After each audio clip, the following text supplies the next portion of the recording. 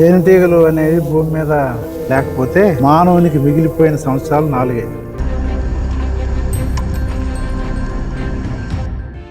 కొనుక్కోవాలనుకుంటున్నాను, ఇది న్యాచురల్ కాదా అని తెలుసుకోవడానికి ఎలా? సోషల్ మీడియాలో కానీ అలాగే వింటున్నా ఏంటంటే natural honey, organic honey difference. స్వచ్ఛమైన తేనె లక్షణాలు ఎలా ఉంటాయి?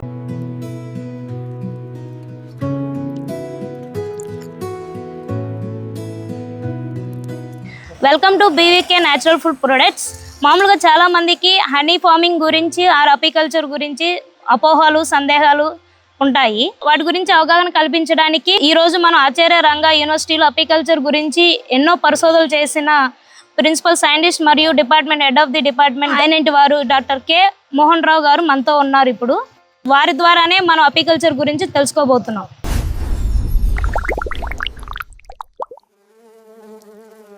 సో ప్రజెంట్ తేనెటీగల పెంపకం వలన మనకి కలిగే ముఖ్యంగా రైతులకు లాభాలు ఏంటి సార్?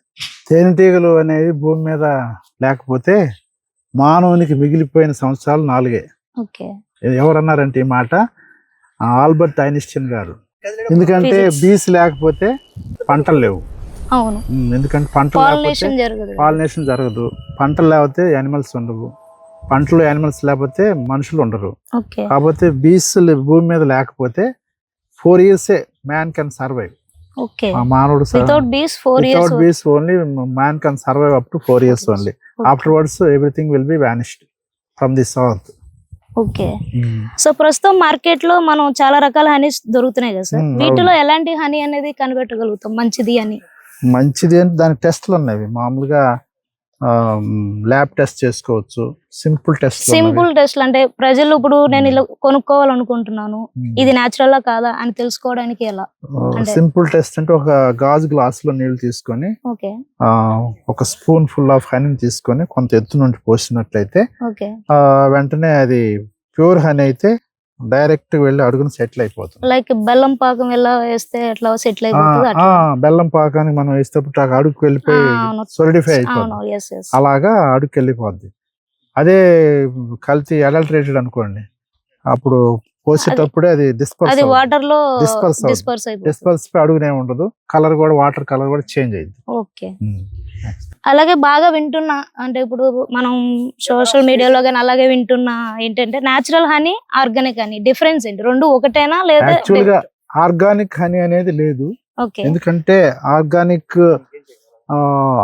కండిషన్స్ ఉంటేనే హనీ ప్రొడ్యూస్ అవ్వగలదు. పెస్టిసైడ్స్ ఇవన్నీ ఉంటే యాక్చువల్ గా అవి సర్వైవ్ అవ్వలేవు. బీస్ దే విల్ డై.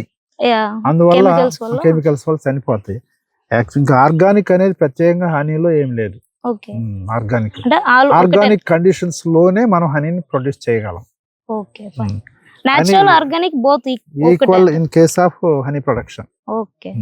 స్వచ్ఛమైన తేనె లక్షణాలు ఎలా ఉంటాయి మామూలుగా మనం ఎలా అనుకోగలుగుతాం? స్వచ్ఛమైన అరోమా వేరుగా ఉంటుంది. అరోమా, కన్సిస్టెన్సీ, డెన్సిటీ, తర్వాత హైగ్రోస్కోపిసిటీ అవన్నీ. తర్వాత మనము ఒక చేతికి తీసుకొని మనం కౌంట్ చేస్తుంటే మనం కరెన్సీ చేతులు జిడ్డుగా అంటుకోదు, ఫ్రీగా వస్తాయి అన్నమాట. మనం హనీని పోసినప్పుడు ఒక బాటిల్ నుంచి పోసినప్పుడు అది ఒక ఏమవుతుంది అంటే దుప్పటిని మడత పెట్టినట్టుగా మెలికలు వెళ్ళిపోద్ది. అది ప్యూర్ హనీ. అది ప్యూర్ హనీ. సో మనం అలా కనుక్కోవచ్చు సింపుల్ గా మామూలుగా. ఇప్పుడు ప్రెసెంట్ ఏంటంటే అంటే పలుసుగా ఉంటది తేనె కొన్ని చోట్ల అంటే గడ్డగడుతుంది తేనె. కానీ ప్రజలు ఏమనుకుంటారంటే గడ్డగట్టిన తేనె బెల్లం పాకం పట్టి వీళ్ళు అమ్ముతున్నారని. గడ్డగట్టం అనేది అది ప్యూరిటీని అది ఇండికేషన్ అన్నమాట. ఎందుకంటే గ్లూకోజ్ అనేది ఎక్కువ రేషియోలో ఉంటుంది. ఫ్రక్టోజ్ గ్లూకోజ్ రేషియోకి ఆ డిఫరెన్సెస్ లో గ్లూకోజ్ ఎక్కువ ఉంటే న్యాచురల్ గా హనీ గడ్డగడుతుంది.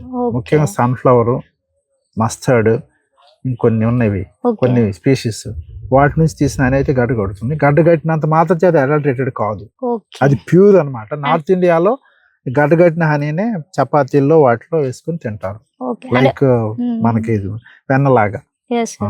అంటే ఇప్పుడు ప్రజల్లో ఏంటంటే గడ్డగట్టిన తేనె బెల్లం పాకం కట్టి అమ్ముతున్నారు అనే అవగాహన అనేది. గడ్డ కట్టిందంటే అది ప్యూర్, అది అపోహ మాత్రం, మిత్ అంతే.